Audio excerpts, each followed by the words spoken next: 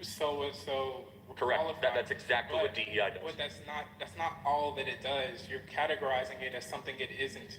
No, that's exact. That is But like that is the not, charter missions for the that's church. not all. Okay, It so does. diversity, equity. So equity is outcome based.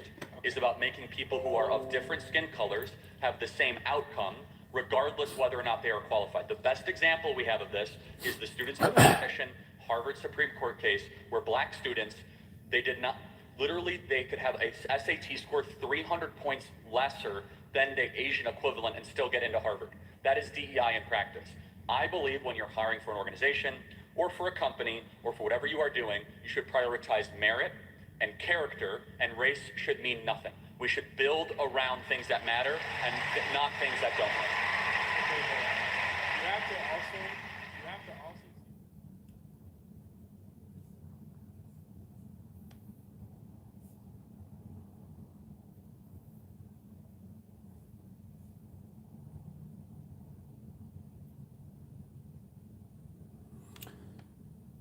Hi guys.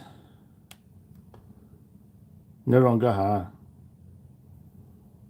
Shona ku halumika site ka chipone okay.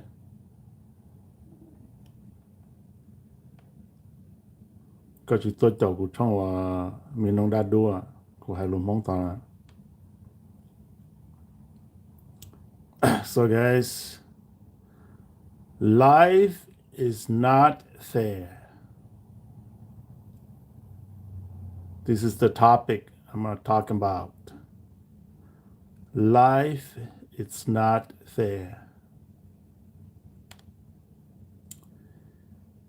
Sometimes in life's circumstances are often characterized by inadequacy or injustice. So, yeah, I'm listening to Charlie Kirk's little debate over black students at the university here.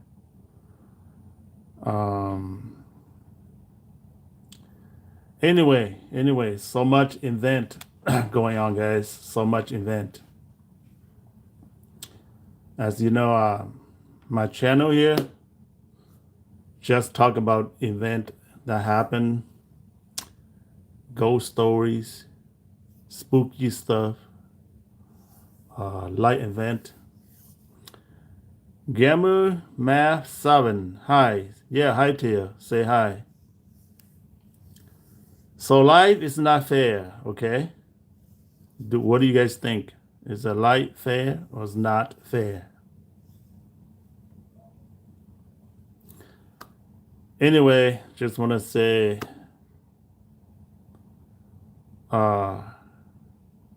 rest in peace to Charlie Kirk, and may peace goes to his wife and children. May the Lord bless him, protect them when he's gone. You guys see in the news, there's a lot of people lost their jobs, getting fired for celebrating the murder, the death of Charlie Kirk.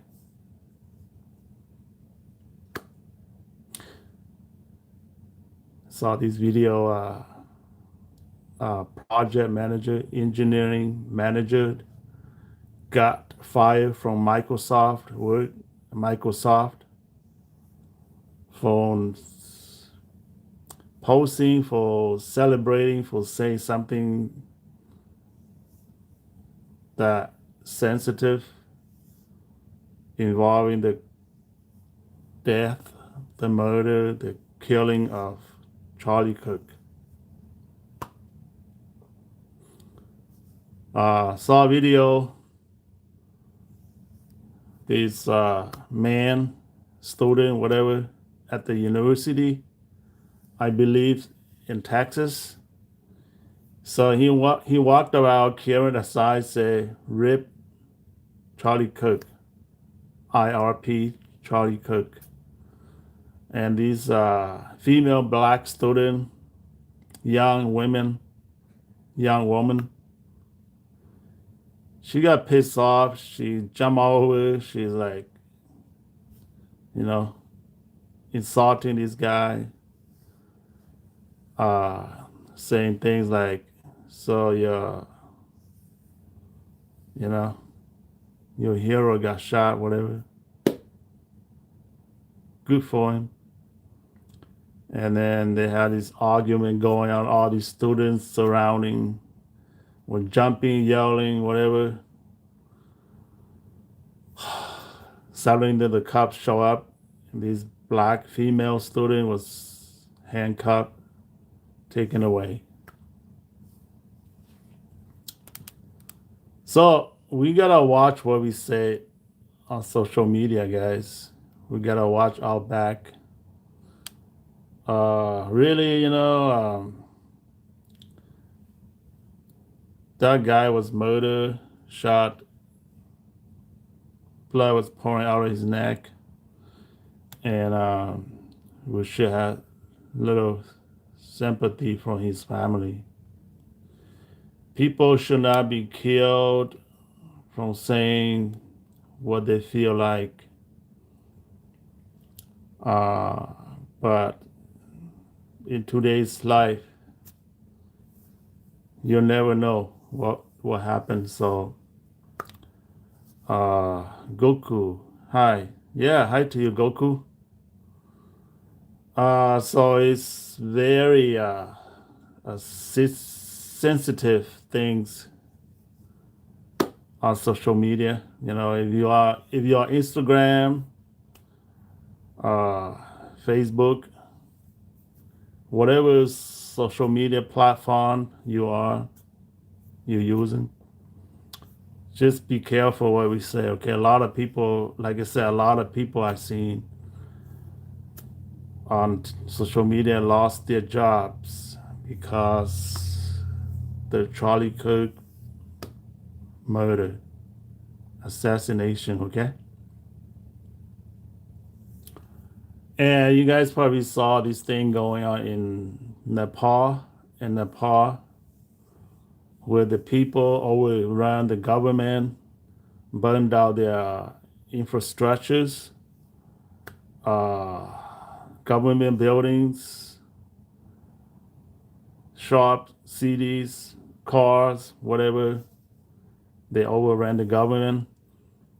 And saw a clip on TikTok. The wife of the prime minister of Nepal was captured, dragged, slap in the face, punch in the face, jump, gang jump, like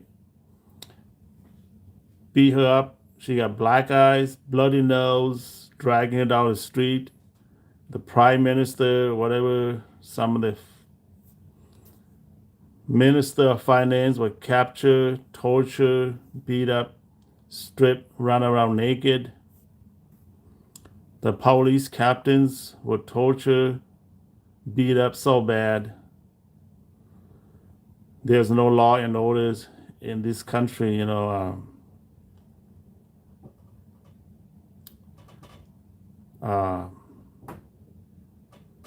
unbelievable. The world is not at peace, you guys. So many things is happening. It's all because the world is running out of resource, money, people getting hungry. Hunger is on the rise. People try to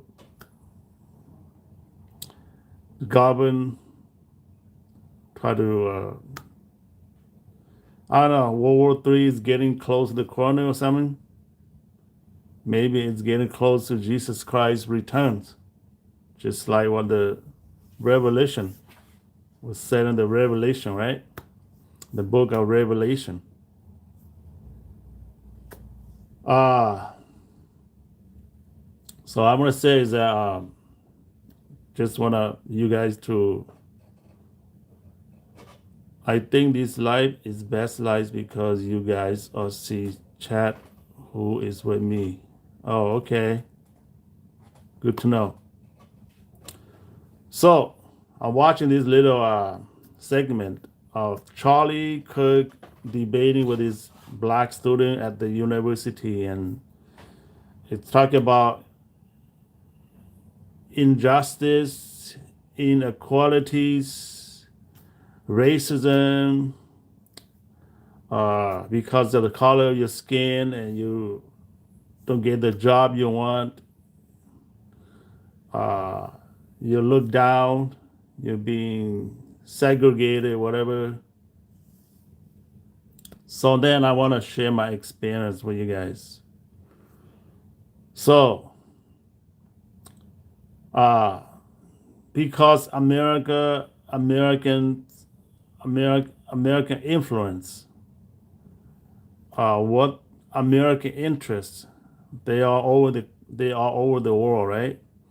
They have military base almost everywhere in the world after World War II. Like he said, South Korea didn't exist if it wasn't American. It wasn't America. Like Japan would not be Japan today if it wasn't America.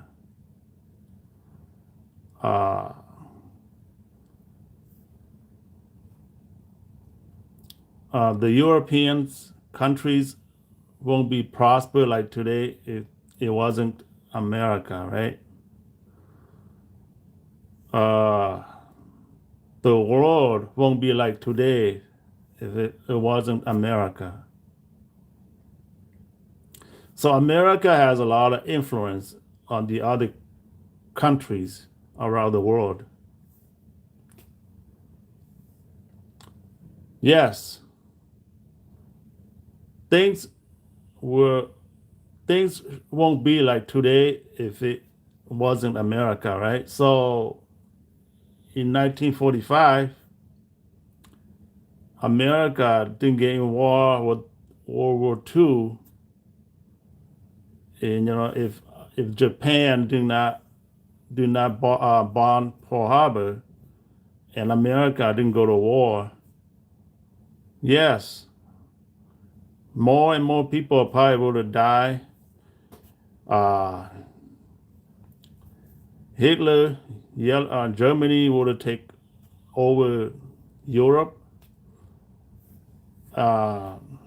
Italy would have taken over Africa, and Japanese would take over Asia. Okay, and the Japanese would take over Asia. So, yeah, America got involved. Americans sacrificed for that reason, and after 1945, everything is what it is today. So I wasn't born in those days. I didn't know, but I remember my Google. I think so. Yes, I remember my mom's mom. I think at that time my mom's mom was just a teenage girl, and then her parents was was living through that time when the Japanese came to Southeast Asia. They were really brutal. Okay, the Japanese soldiers took over Laos.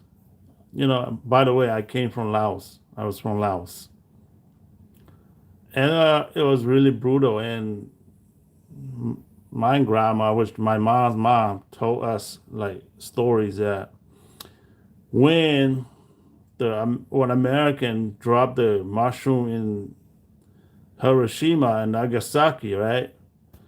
And when the emperor of Japan called out to the soldier in Laos, in Southeast Asia, to return home, and the Japanese just dropped their weapons and left. Everywhere in Laos, wherever they control, they just ran. They just ran home. They wanted to go home. They just ran home. At that time, if somebody waiting down there by the road and start shooting the Japanese, and start killing them, whatever, they didn't even want to fight. They just want to go home. That's what I was told. My grandma's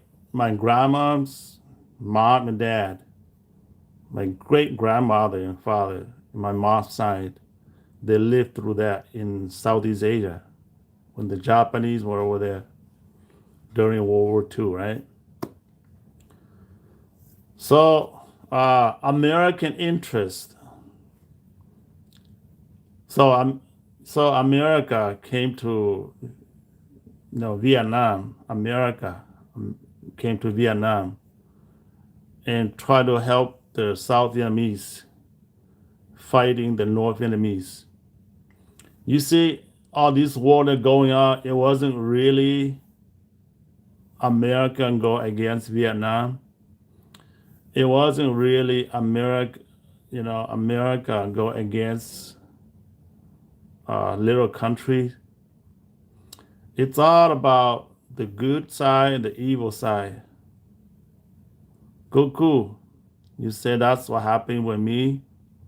Okay, so we were children of war, right? So it wasn't really a war between Vietnam and North and America. It's a war between the good, the evils. So after 1945, right? It came the Korean War, right? So it's a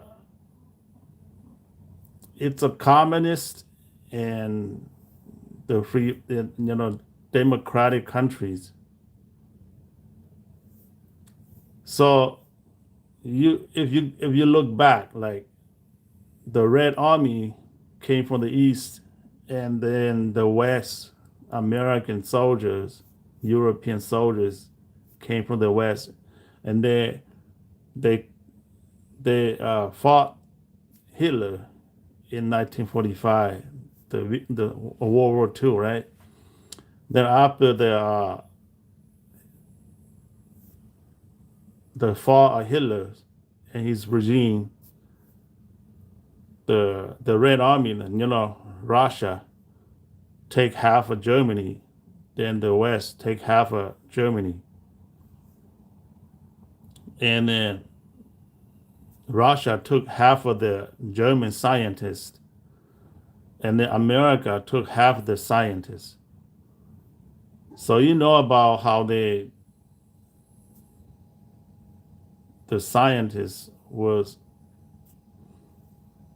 say Russia has some of the scientists that know how to build the airplanes, spaceships. Like Hitler was in the process of bringing that to life, but then the fall of Germany, they took all these scientists, split them, divide them. So Russia, Goku said, I know, yes. So Russia got some of the scientists, America got some of the scientists. So now, after World War II, it was Russia and then America that competed against each other. So communists and democracy. So then they really want to fight each other, but then they don't because both of them got nuclear weapons, nuclear missiles. They both got atomic bombs. They don't really want to fight each other, but then they both got influence. Say Russia got the influence into China, Vietnam, Southeast Asia. America got its influence to the European countries, some of the European countries, and then the South Korea, Japan, the islanders, South America, whatever. So now they compete each other. They don't really want to go to war, but they want to test. They want to test their knowledge with each other by doing what? By going to another country. Say Russia go to China, then go to Vietnam. Then the French were in Vietnam. Then America want to go and test their skills, see who win. Propaganda, psychologically, use the other small nation to do a proxy war against your big enemy, right? So it's just like you look at this: Ukraine, Russia, America. So America goes to Ukraine and support them with military technology, intelligence, whatever. Russia doesn't like it, so they both use Ukraine as the battleground, the puppet. So that's how it works. The two big guys don't want to fight each other, but they want to test their skills, their knowledge, their weapons, their technologies. So you have to pick a place to do all of that. Anyway, that's what they call American interest,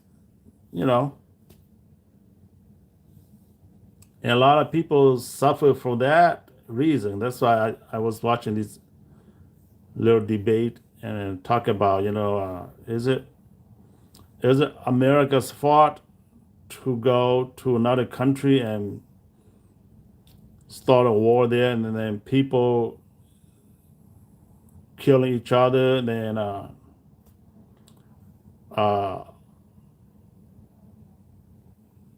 we have refugees, and then that country is not stable, and then it's kind of like we conquer and then we import, conquered and then import. Okay, so you go to another country, you invade another country, you're conquered, and you know how Russia is.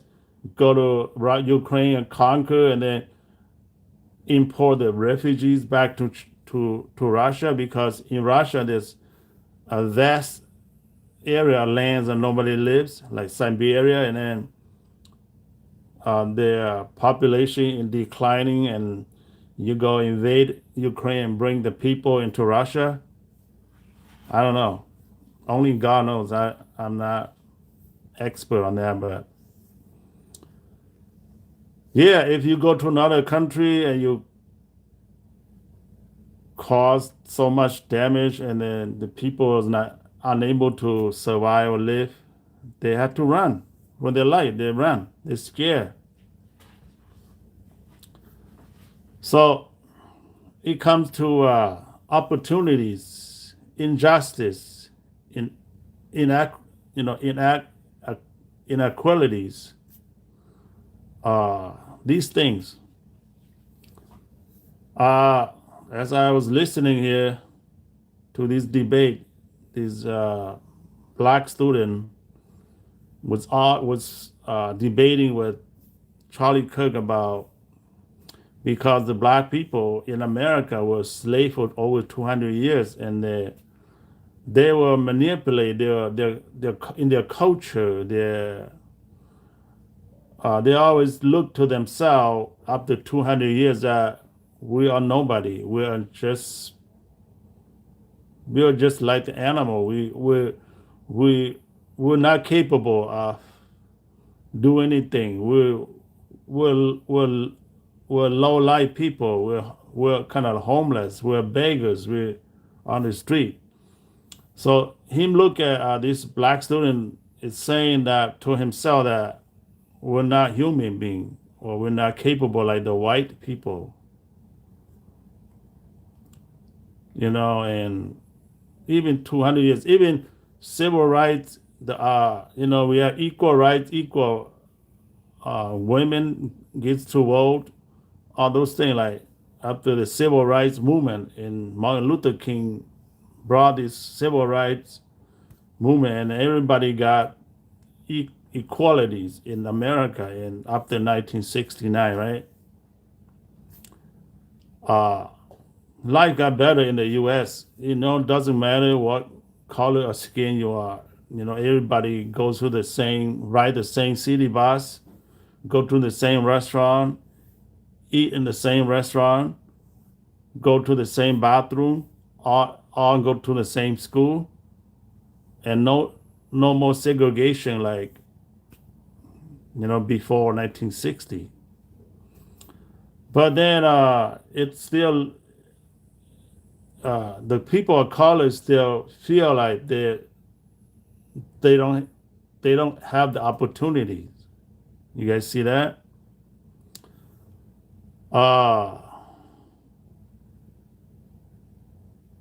So they still look at themselves. What he's saying is that it's the culture.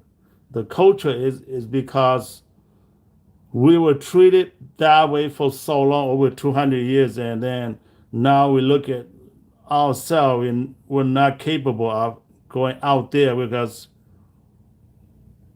we can't be capable of doing what a white person would do. Like we cannot hold a job like that person would do. So we look down at ourselves, we're not stepping out of the problem. And a lot of people feels that they're being racism, they're being criticized because of color of the skin, they're being turned down for a job because of color of skin. And like the welfare system, it was designed to keep the Black and Hispanic out of the education system, out to become government, to do government jobs.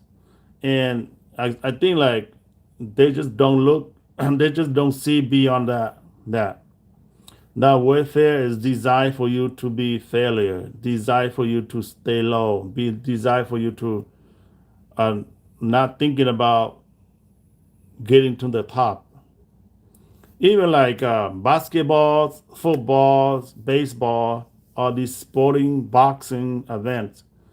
You can see out there in America, it's like the black folks, it's always on top, up top on everything on those. And it was designed for them to look that way, to be that way.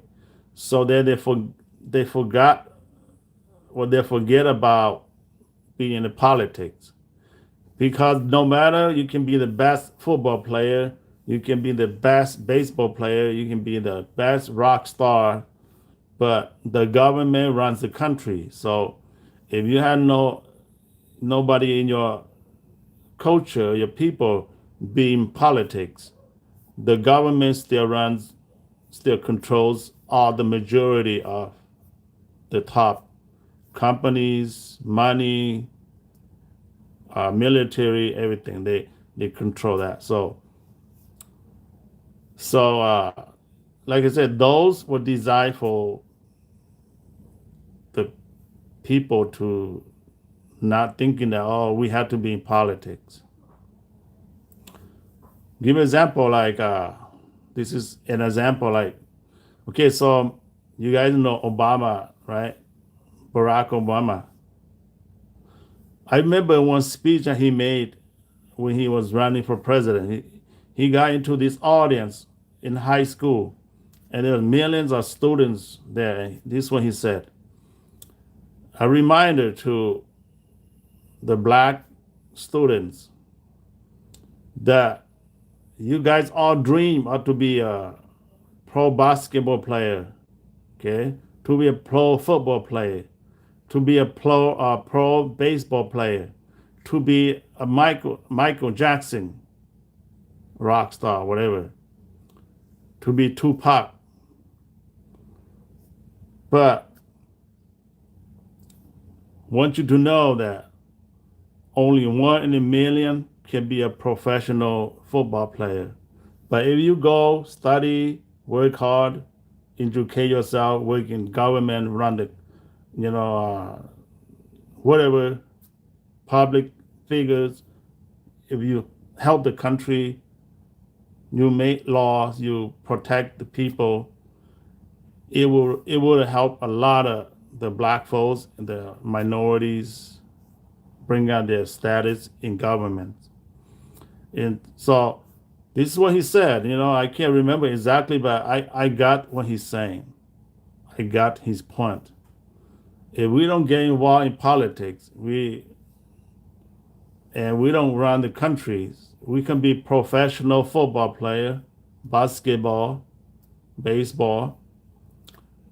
We're still being controlled by the government. This is what he meant. So he encouraged students of stop dreaming to be, stop focusing on baseball, football, basketball, be a rock star, be a musician, but instead focus on study politics, study business, and run the country. That's what he's saying. Also, I heard it and I seen it. Charlie Kirk was saying, like the Asian people, they came here, they study hard. Most of them work in business. A lot of them have their own business. A lot of them work in leaderships, run a big, huge company, make a lot of money. Asian people are some of the richest people in America. So, yeah, got rice, you got rice. So anyway, which is true, guys. Asian people, they just don't get involved with a lot of things like, a lot of protest. You guys see a lot of protest. Yeah, there are people that try to get into the country because they have problems at home, their homeland. They try to cross the border like the Chinese in south of the border, try to cross and start a life in America, but they are so quiet. Doesn't matter what kind of problem they have, they just keep to themselves. They don't bring it out here and make a big fuss about it. That's good. I'm not gonna still go in the read book. I can't read a book sometimes. Oh, really? Okay. So let's put it this way. Look at the color of my skin. Like I told my kids, you need to study harder. It's because why? Because the color of your skin. You have to study 2 times, 3 times harder than a regular white kid to be able to, hold a job, to be able to be in the position. Even though if you only have the same skill, same level of skill, and you go competing for a job, you will never get the job. You see what I mean, guys? So let's put it this way. So this is a white graduate from college. This is a white man. This is the Asian man. This is the black man. And then go compete for the job. Okay? Go apply for the same job. They ask the white man, what's your highest education? He'll say, well, I got an AA in college, 2 years AA, associate.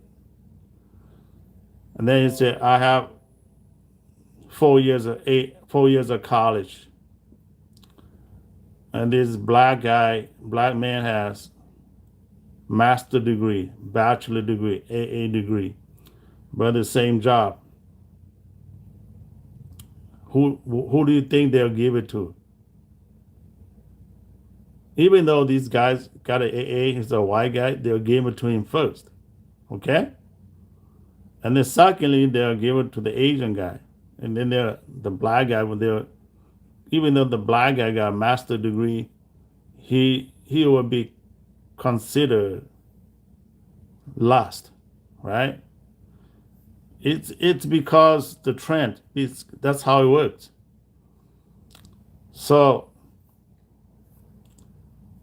if this Asian guy will have like a master degree and this guy got an AA, yes, he will have a better opportunity to take over this guy. You guys know what I mean? That's what I meant. If you're Asian, you have to study 4 times harder. Okay, and your education has to be in doctrine degree to overtake a white guy with the bachelor degree. You know what I mean? Take over this guy. Asian power. So yeah, you gotta think that way. You have to get out of your territory. So if you are living in the poverty, you live in a ghetto, you live in a public housing, okay, you live in the project. The project was designed for people to fail.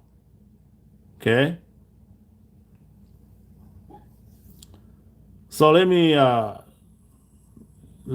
give you a story here. Like, okay, so back in the 90s, I have a brother-in-law. Back then, I was still a young guy. Just got married, no kids yet, no children, working on my job. So my brother-in-law, he had a job, but then he preferred to live in the project. And the project means a public housing. You get assistance from the government to pay for your housing, your utilities. So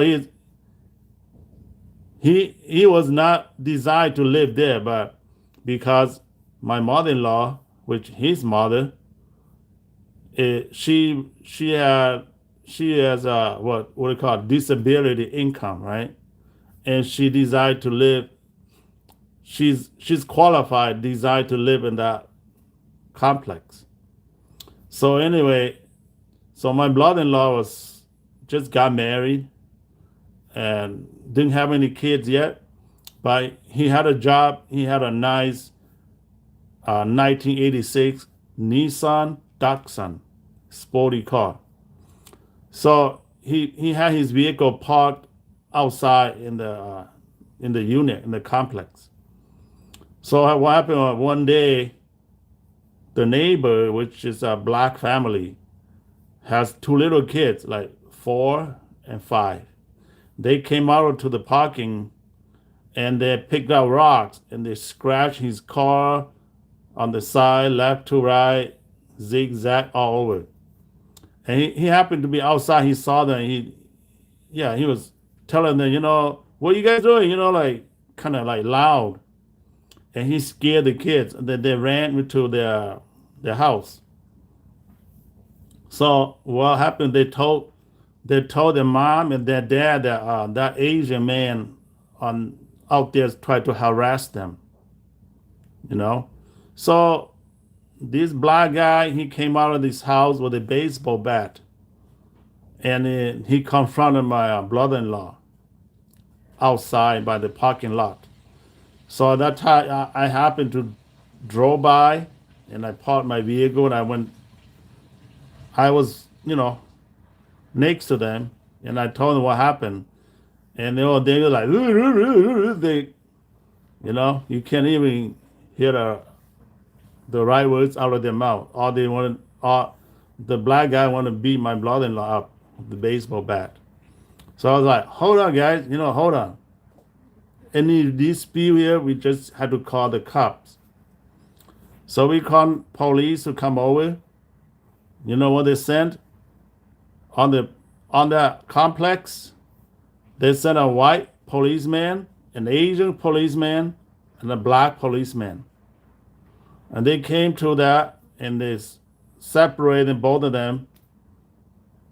And they went to the talk to those little kids at the black family's house. So they went there for like a long time, and then they came out. And then the white guys like, okay, so this is what happened. It's because they're little kids. They don't know anything. They come out here, they just play, and they pick up rock, scratch your car, and they're little kids. So you came out here and you yelled at them, and they got scared. So they told their parents that you harassed them. That's why the father came out like that. But we'll clear this out. You got insurance, and you just call your insurance. They will take care of that for you because they're little kids. Okay? And the black policeman just stand there and say nothing. And this is what the Asian guy told my brother-in-law, and I was there. This is what he said. He's like, bro, if you live in this neighborhood, in this ghetto, in this project, you will always have these problems. This is like, these people are very, low. They're poor. What I mean is they're very poor. So if you live in this poor neighborhood, yeah, you always gonna get robbed, you'll get stabbed, you'll be murdered, your house will be breaking too, you always have burglarized, you always have situation like what do you have right now. If you don't like it, get out of it. That's what he said. I'm an Asian cop. I tell you, you're Asian, get out of this neighborhood. Work hard, 2 jobs, earn your money, go buy a house, live in the suburb, stay away from the project. And that was the advice we got from the Asian cops. So, my brother-in-law was mad, was angry, but then the insurance was, pay for that damage because they're little kids. So he worked hard. The next year, he went out, bought a house, took my mother-in-law and his family, and went to live in the suburb, guys. So this is the thing that you have to see in the neighborhood that, like a lot of black people live in the project, a lot of minority, the Asian people, like war-torn refugees that first came to the U.S., live there, go live there, okay? So this is what exactly you have to see. You have to see outside this, the what is on this, the circle, outside of the comfort zone, and you have to think that you have to move your family out. You have to move out of there. Otherwise, your kids gonna become gangster, burglarize people, and use drug. Becomes the same thing as living in the project. Haydu Callan, Dr. Asian beats white guy. Yeah, so anyway, when you look at this situation, yes, America do have a lot of influence all over other countries because it's their interest. It is the other countries that do not know how to play the game. Okay, do not know how to play the game. So often you will see black folks say, "Well, we're slave for 200 years, so our culture has changed." Yeah, back in the 1800s, 1700s, 1780, when when the white man went to Africa, and this is what they do. They brought the Bible, and when the African people got the Bible, the white man got the land. You know what I mean? And you have to be conscious. You have to think through. So the slavery, how slaves started, right? The Portuguese, Spanish went to Africa and captured the slaves, captured the tribes, and then sold them to Europeans, the Americans. They brought them back and make them slaves, work in the farm, work in the cotton field, work in the sugar cane field. Okay, plow the lands for them. Uh it was the so what I learned is that the Spanish, they went to Africa, and they went to the strongest tribe, the one that has most people, and the one that has king, and the one that has most soldiers. So they went to talk to the tribe. They got over so many tribal region in Africa, right? So they went to the strongest tribe and paid them money to go and capture the other weaker tribes and sold them to the Spanish, Portuguese, right? So really, it was the white man with the money, and the black people do the same thing to themselves. If they would have thought through that, they would have turned down the white man's money, and they would have said, no, go back, and we're not taking your money. We're not gonna go and capture some other tribe have the same color of skin, same culture as sell to you. See, they did not deny that. They did not turn down the business. Instead, they go and capture the other tribe like animals, sold them to the white man. Okay, so that was the deal. It was not like the Japanese, right? In 1700, the Japanese was not open the country to foreigners. So then American Navy and captain Navy ships went to Japan and you know boarded by the shore and shot their cannons through Japan cities, and then make the Japanese surrender and allow them to enter their countries because business.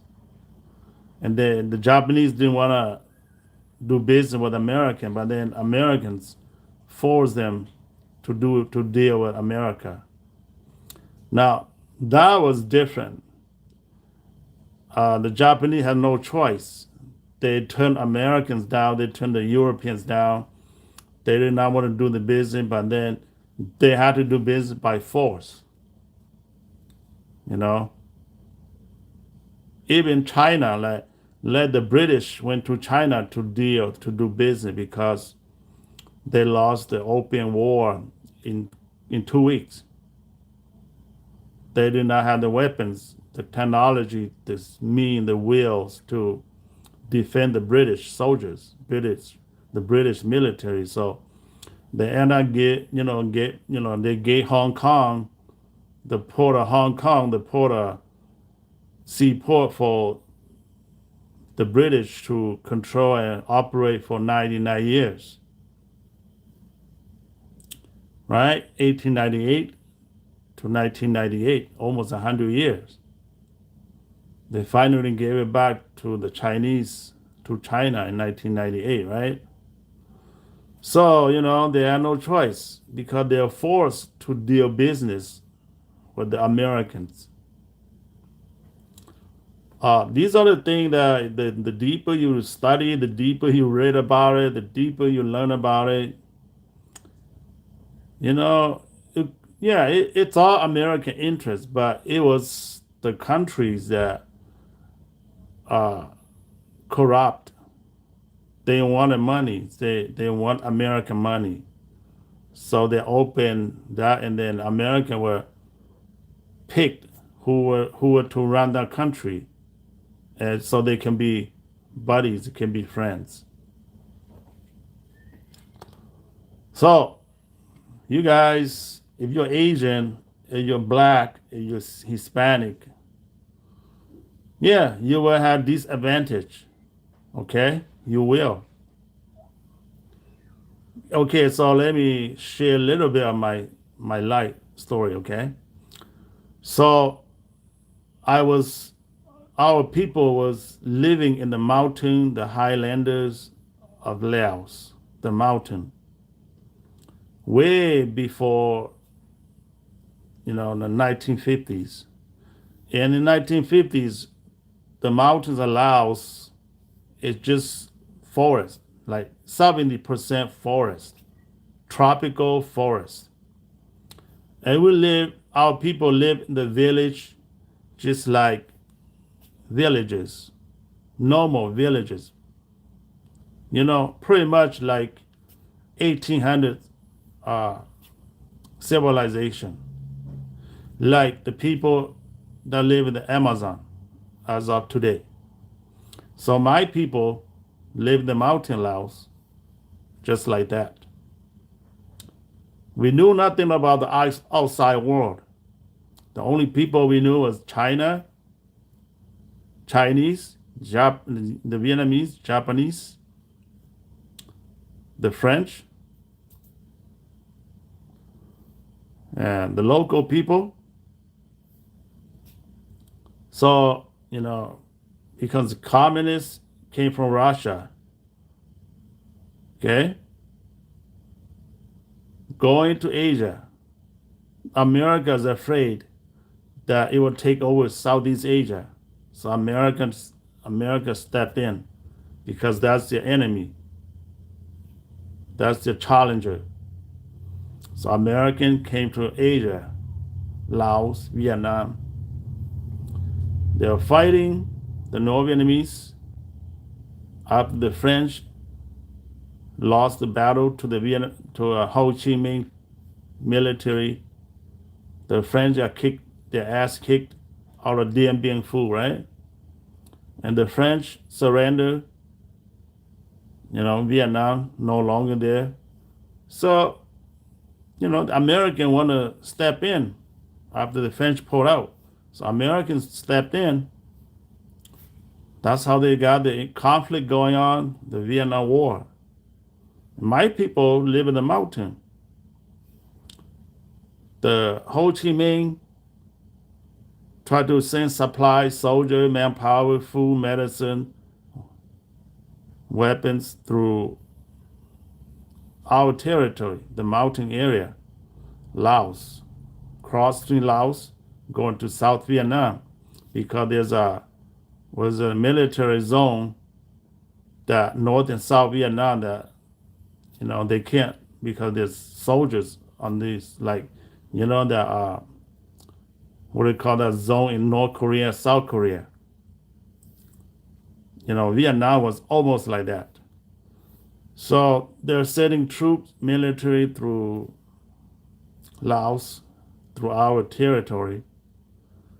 So then American want to do something, distraction on the Ho Chi Minh Trail. So they came to our people in the mountain, and they recruited General Wayne Powell to be the leader, and they trained our people to be guerrilla soldiers to sabotage the Ho Chi Minh Trail day and night, and to help American. Every time American pilots get shot down in the border in the north, it was our people to go and look for the American pilot, rescue them. Okay? And bring it back to American, you know. We're doing that, and then, after 58,000 soldiers, American soldiers, lost their life in the conflict. Who knows? Over a million Vietnamese die over the conflict. The whole world's angry. Civil rights movement, Martin Luther King's civil rights movement. Some of the veterans came back from Vietnam, protest in D.C. A million walked to D.C. Kennedy got shot. Nixon at Whitewater uh, thing, okay? And America fell apart, and then they pulled off from Southeast Asia, Vietnam. And my people, it's because we do have the American people. Now, after the American left, my people became traitors, enemy of the state. Here's what the Vietnamese told us. Why? Why you go work with the white man and help them and turn around and sabotage the Ho Chi Minh Trail? Why? Don't you have the same color of skin, same eye color, same hair color? Don't you eat the same food, dress the same clothes? Why? Why you go help the white man? Why you go help America? And you turn around, create your guerrilla units, and sabotage our mission, our goal, the Ho Chi Minh Trail. The Vietnamese said, all we need to do is get our supply, medicine, soldier, weapons to our soldier in South Vietnam. We cross to your territory down there. You should have stayed put. You should have stayed put. Why you go help the Americans? Now, you didn't know anything about your people. You are a traitor. You're like a hooker. You're like a prostitute. The American came, gave you money, gave you weapons, so you turn around, kill your own people. Turn against your own people. You're helping the enemy. America is our. America is our enemy. This is what the North Vietnamese told us. Told my people. You are living in our land. You live in Laos. You're from China. You live in Vietnam. You live in Laos. No wonder the Chinese don't want you, because you are a hooker. You're like a gypsy. You're like a gypsy. You don't know your own kind. And you can go help the Americans. You come back and butcher your own people, because you don't know the color of your skin. Maybe you're colorblind. See? So then American left Vietnam, left Laos, and the Viet Minh came to our city, our town, our village. The elderly, the strong, the people were taken to a concentration camp. The king of Laos was taken to concentration camp. All the teachers, all the leaders were taken to the concentration camp, re-educate them. Anybody who is, at the time when I was there, I was born in 73, 74. So 75, that was the war ended. And the Viet Minh came to the village in 75. So at that time, anybody who's 10 years old, 12 years old, able to hold a rifle and be a soldier and shoot and kill, they all were taken to concentration camp. All the teachers, all the elders, all the people were taken out into this mountainous area in Laos. And they were tortured, they were investigated, okay? whoever did a lot of, you know, they'll be, they were killed. Who had the connection with Americans?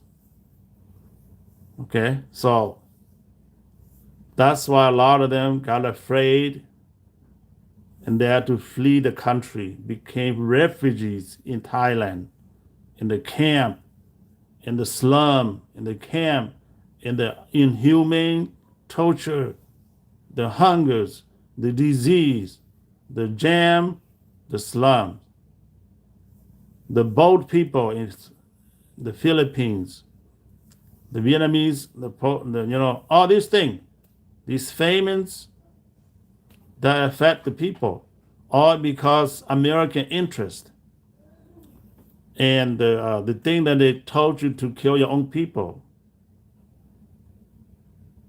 So, what do you guys think? So my family, my mom, my dad was afraid, so we tried to flee, Laos, try to go to Thailand. Along the way, my dad, my mom, and a whole bunch of my little brothers, sisters, they drowned in the Mekong River. We try to get on this raft and try to cross to Thailand. So I was the one that I knew how to swim, and two of my other brothers knew how to swim. So we were tied up. The one that didn't know how to swim, okay, were tied up to one another in the waist. You had like a rope tied to one another. We made like a bamboo raft, and we'll cling onto it, and we'll cross, we'll float. Hopefully, the Mekong will float to the other side. So my parents with some other assemblies were clinging to the raft, but then they have a firefight. Some patrolling Vietnamese, the red soldiers on that side found out what's going on that night. There was a firefight. When me, my brother, and some other people got to the other side, but the rest of the crew that tried to cross the Mekong River that night never made it to this side. And they flowed down the river. They got shot. Some of them sank down the river in the bottom of the Mekong River. And I became an orphan kid, came with some other people, live in the camp, came to America. When I got here, my first day of school, when I got here, I was like 14 already. Didn't know anything about America. Didn't know about the whole world. Zero English. Don't even know how to say yes or no. They took me to school. They had to assign two people to me. And they had this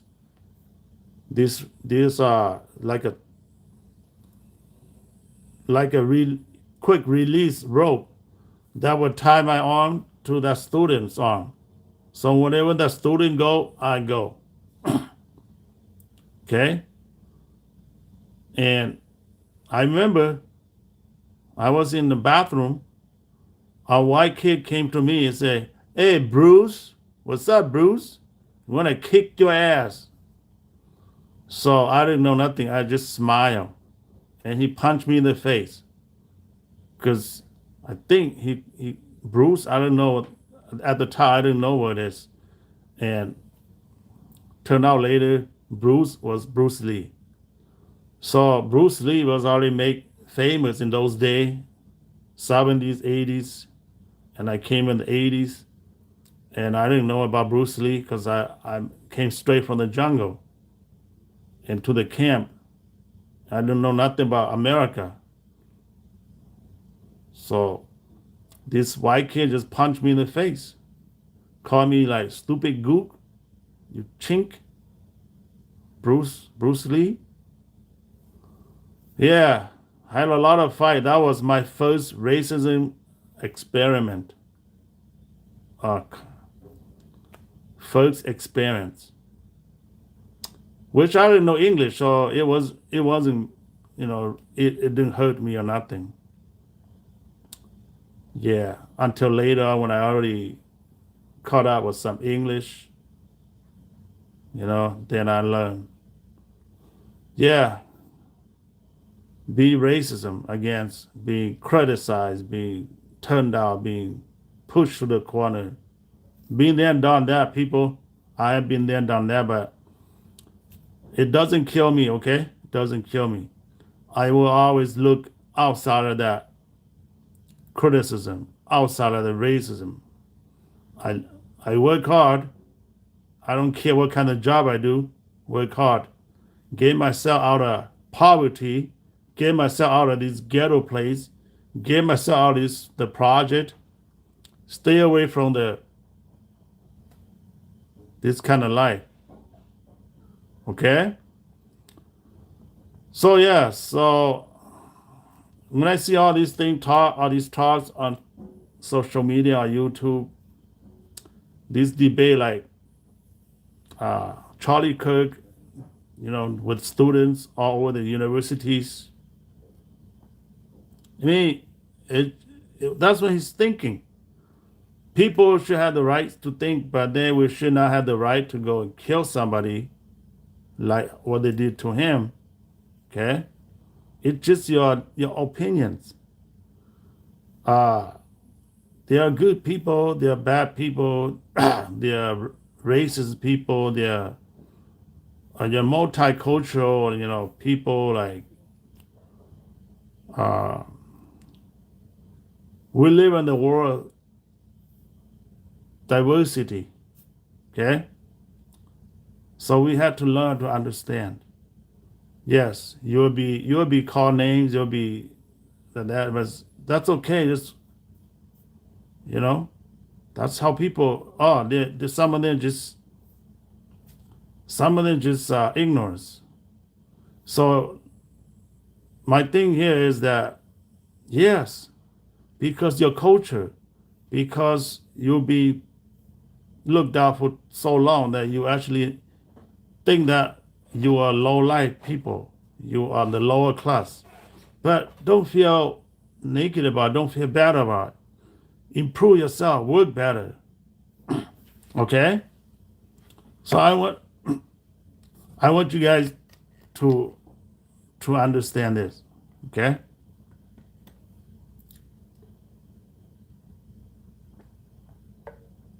Don't look down yourself like these black students says, because we were slave for 200 years, and because our culture, your white folks look down on us. And we don't have the opportunity to be like your white folks. So let me tell a story, okay, guys? Back in 2008, 2009, 2010, actually it's 2006 up to 2011. So I work on this job. I was a machine operator technician. So I had these 8 machines that I worked there for so long. I kind of know how to set it up, how to troubleshoot, how to adjust, do a lot of things, kind of like CNC machines. Okay? So we made pouches. This company made pouches, like those bags for like, those jerky, like Jack Link jerky pouch with a zipper on it. Some of them have stands. So I work in this company, right? And this company they had a machine, cost about $2 million when they purchased that machine. It's a state-of-the-art machines. So I work there. There's all the Asian people that work there. There's black people that work there. There's white people work there. So my supervisor or manager was a black guy. Okay. His name was Baron White. He's black, but his last name is white. So when I first went there, he's the one that hired me to work there. And he told me a story that this is what he told me. He said, never let the white man look down on you or turn you down or crush you down. Never let their criticism push you down or step you down. Whenever they say something to you, just make yourself better. Okay? Improve yourself. They look down on you, they turn you down, make yourself better. He said, as a black person, I have been there, done that. And now you're Asian person, I'm teach you, I'm gonna tell you. He told me that when this company first started, all these machines, when there, he came there and he worked with them. And they always look at him as a black person, and a black person doesn't know anything about machines. So he committed himself. He learned these machines, and he traveled to Japan to learn all the skills, all the little corner, all the troubleshooting on these machines. And he came back, and he was so good at it. These white owners made him the manager, overlooking all these machineries. This is what he told me. He told me too, when I first started the job, he said, never let them look you down. Just work hard. So I worked hard, I studied hard on this machine, took a lot of notes, and a year later, I was able to do all this setup, all this troubleshooting, and look over these 8 machines to do the job. But then I never got the chance to take care of this $2 million machine. They always have the white guys work over there. They won't even let anybody like an Asian person or like this black operator to go touch it. So we know they didn't want to show us because it's a $2 million machine. We're not qualified to operate, to set up, to run it. It's only those white folks can do it. So one day, right? One day we got to work, and the 2 operators, the white guys that run the machine, got sick. One of them got into an accident, one of them got sick, and they did not show up. And there were 2 jobs that was very hot in that day. And if they don't make those 2 jobs, take out of the door, they'll lose the money from the customer. Probably like a couple $1 million. So they didn't know what to do. They didn't know what to do. And there's a couple other white operators there, but they did not have the skill because they were not trained on it. And they asked them, and they said, no, they don't want to do it. Me. So I worked there. I always keep my eyes open. I always watch the operator, what he did, every time. I'm not touching it, but I kind of walk around, saw what he did and how to operate that machine, $2 million machinery.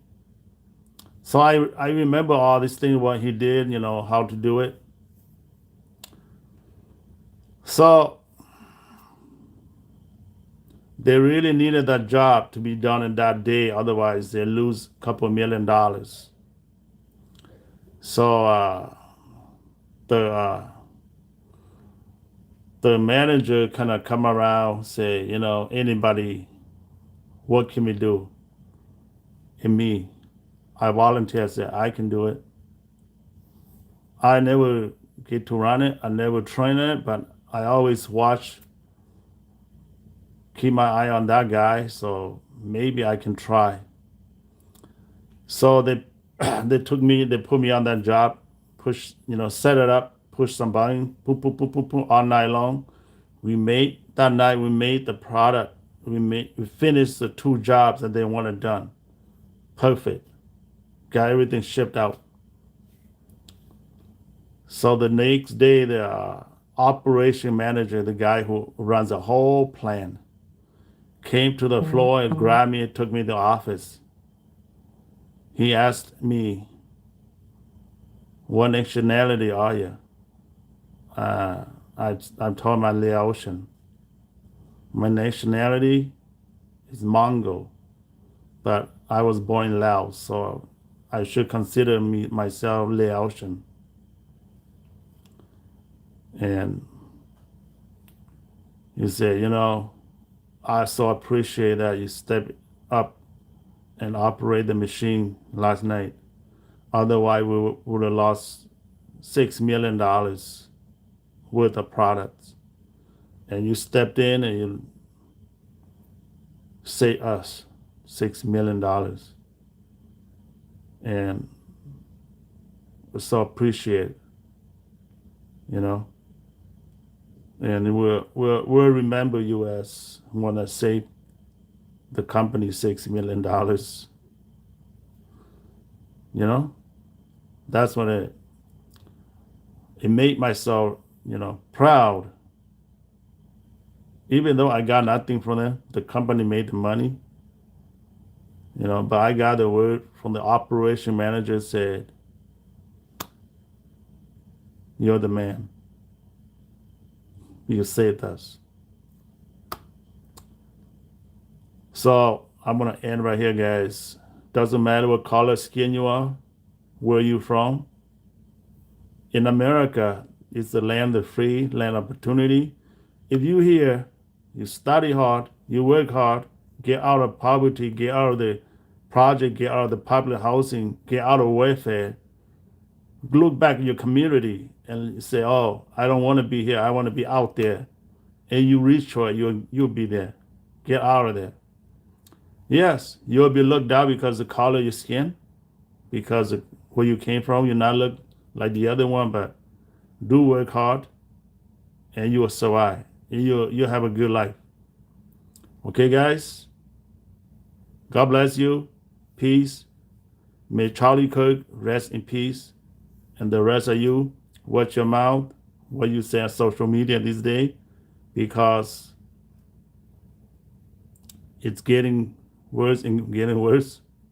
Okay, so yeah, as long as we're not like North Korea or like the country that I came from, Laos, communist Laos. Okay, so America's bad, but it's not as bad as these other country where I came from. Okay, see you next time. Thanks for watching. Okay, bye bye.